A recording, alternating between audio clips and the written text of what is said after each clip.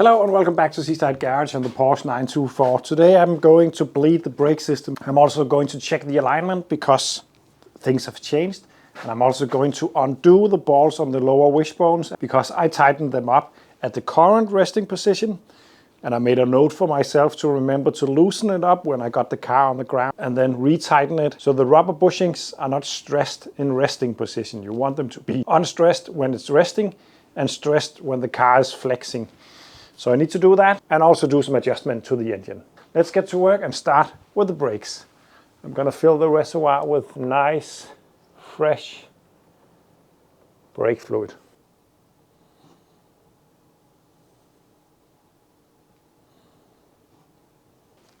And then I will pressurize the reservoir.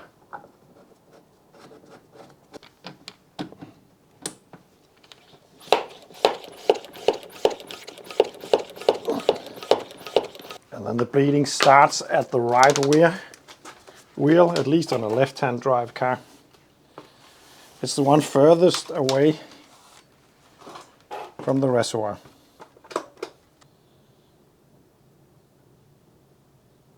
There we go. Clean fluid. I'm just gonna let it bleed for a bit just to get all the old fluid out of the system. Then I will do the same at the other side. And then the last one. There we go. It's all clean. That should be the brakes done.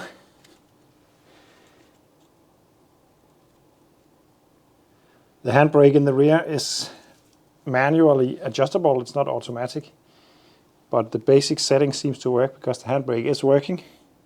So that's great.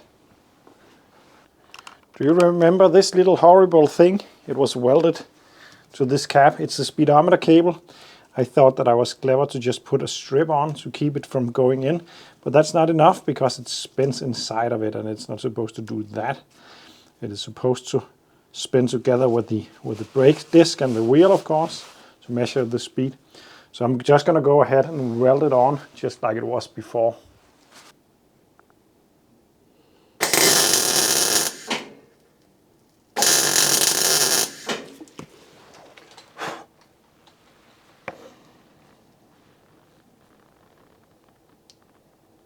There's grease in there, so it's difficult to weld. If it fails, it's just the speedometer. I am also working on the wing, trying to make it a little bit more smooth before I paint it.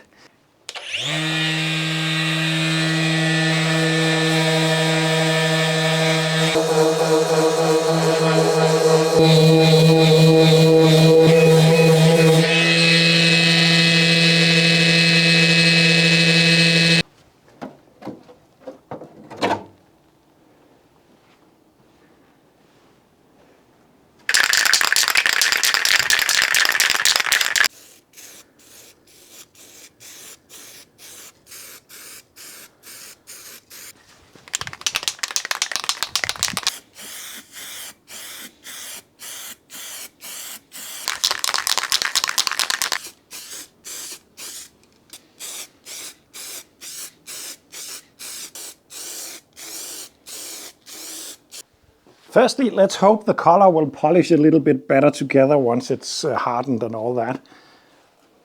And I guess you're pretty interested in hearing what my excuse is this time for not making it very pretty. One day I might admit that I can't really do these kinds of repairs pretty. But that's not exactly true because I have done them a couple of times. I actually think I can do a pretty decent job.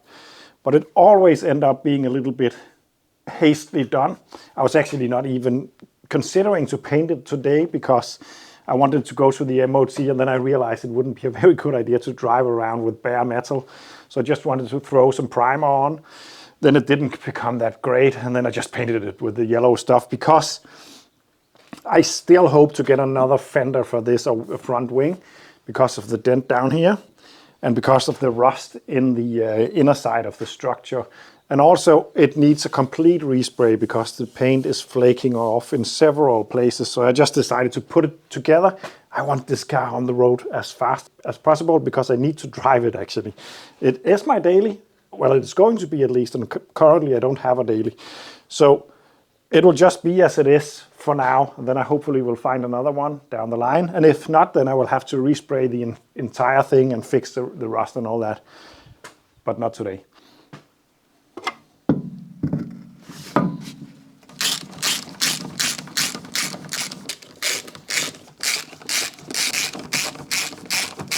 And then I will loosen up those bushing I talked about earlier.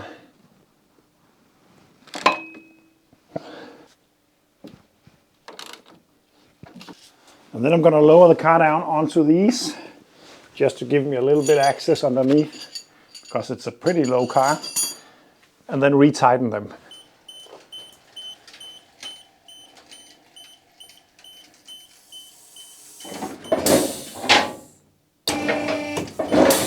And then I'm going to climb underneath and tighten them up again.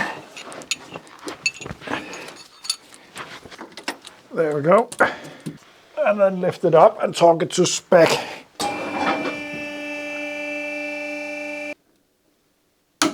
There we go. And there we go. Then let's get this car back on the floor and take a look at the alignment at the front end.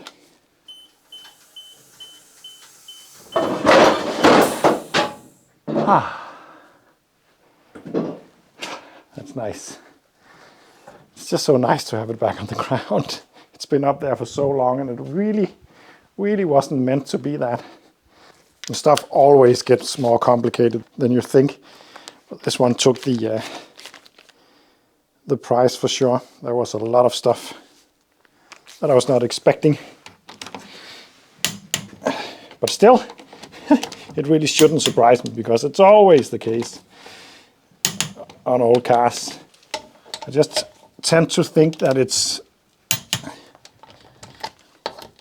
less work if the car's been on the road not that long ago, but actually it's very often pretty much the same as when they have been standing for 20 years.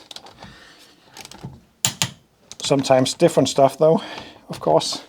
So I'm getting ready to check the alignment, and I was a bit surprised about that because I don't own a lot of rear-wheel drive cars, and I haven't done so either. But according to the manual, it's supposed to have no toe in or toe out, so 0 is actually what I'm aiming at. Apparently it's just different on rear-wheel drive cars because they don't drive the front wheel, so maybe that's the reason. My alignment tool is this. It's an old Dunlop.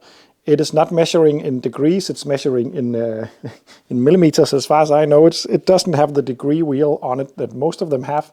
So what is important when using this is to set it up to the rim size and then 0 it out. And then I can do the test. So I'm going to do that. The way I'm going to do that is to put this next to the wheel and then make these fit the inner part of the rim, making sure that they go in and touch the actual rim like that. I'm going to do the same on the other side. Now they are both the same. I've made a video about this tool a while back, and it created quite a lot of debate because everyone thinks it's supposed to be degrees no matter what, but this is not, as far as I know at least. And what I did last time was I actually checked that it was correct, and it was. I checked it with measurement tape and so on, and it seemed to be correct, the measurement that I got. But now that they touch, it is supposed to be 0 when I look at it in the gauge, and if not, then I will have to 0 it out. I'm gonna find the mirror on the other side and put it into the middle of that. I'd say it's there. It's bang on 0, so I don't have to 0 it. It's probably the same rim size as last time I used it, maybe. So now when I put it on the car and look at that mirror, it should tell me right there what the toe in and toe out is. Let's go ahead and do that. Now I have to find the mirror on the other side in this. Right there, I'd say that is in the middle of the symbol. There's a lot of toe in, according to this. So the measurement indicates that the wheels are going slightly inwards, toe in. I want it to go straight as an arrow, and therefore I will lift the car up. And then I'm going to make the tie rods a little bit longer on each side. And then recheck and see if I'm closer or if I overshot it or whatever. So I'm going to try to do that. I have an unrealistic hope that the steering wheel is somehow in the middle after all this, and it probably won't be. But just to stay in the dream, I'm going to do the same adjustment at each side so it doesn't mess with that part of the steering. In theory, I could just adjust it all on one side, I think. But I won't do that because it feels wrong.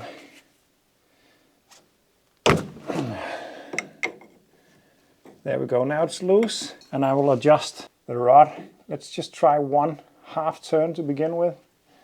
That's right there. No, we're gonna go one complete revolution, like that, and then do the same on the other side. Like this. And then I'm gonna put the car back on the ground and check the alignment once more. I'm not gonna tighten it up before I'm done.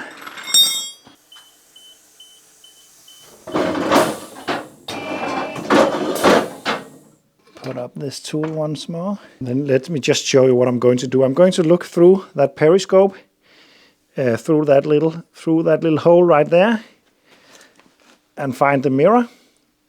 And in the mirror, I will be able to see this symbol, and then I'm going to align the line in the periscope in the middle of these two lines. You see it? It's difficult in the camera, but I'm just going to check it. Now it's reading 1. And I want it to go to 0, so we actually only removed half by doing this. So I actually need to do it double. I need to take 2 turns on each side, I think. I will try.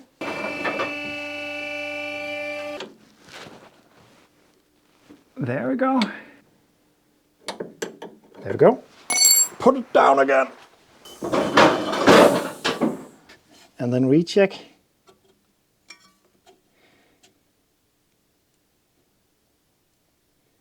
I'd say it's right around there. Oh, wow. Don't know if you can see it, but take a look at this. It's pretty much bang on 0. Slightly toe out. This tool is really simple. I just love it. I just love it. So I'm just going to lift it up and tighten that. And tighten them up. And I will actually ever so slightly tighten them up a little bit because as I showed you, it was a little bit toe out and I much rather have a little bit of toe in. So I'm just going to do a little bit of adjustment. Sit there. That's bang on 0. I actually removed that 1 millimeter of toe out. And it's not going to be that precise, this tool, but it is more than good enough. When I changed those ball joints, they were a different length than the old one. So I measured them and moved them so they corresponded to the old ones, but just using a measurement tape. It wasn't precise or anything, but it seems as though this car has been set up with toe in, which it's not supposed to be, but maybe it's just went to a shop that normally worked on four-wheel drive cars. But what I think actually, I thought it was a little bit heavy in the steering. One thing I found was a pretty stiff bearing at the strut tower that I re-greased. But if the car got toe in, it would also make the steering a little bit heavy. So maybe that will also change a bit. So the last thing I'm going to do before a test drive is to change the distributor cap, because I got a new one. And the problem is that this one spins freely on top of the distributor. So it's impossible to get the timing correct because it will just move about with vibrations. And yeah, let me show you the problem up close.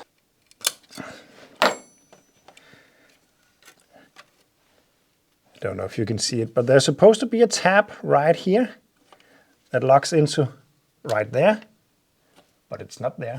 On this brand new one though, it is, and it's protruding. just like it is supposed to do. I actually also bought a new rotor. It seems a little bit weird, the old one. The new one seems a little bit weird also, but it's not bent at least. Like that. And put this one on. There we go. Now it's not spinning around. So now I'm going to start it up and let it heat up a little bit. And then I'm going to check the timing to see if it's correct. It's probably not. It's going to be exciting to see if it starts easy. I had some troubles with it last time when cold. Hopefully not now. It's not in gear. I'm just going to bump the starter. Yeah.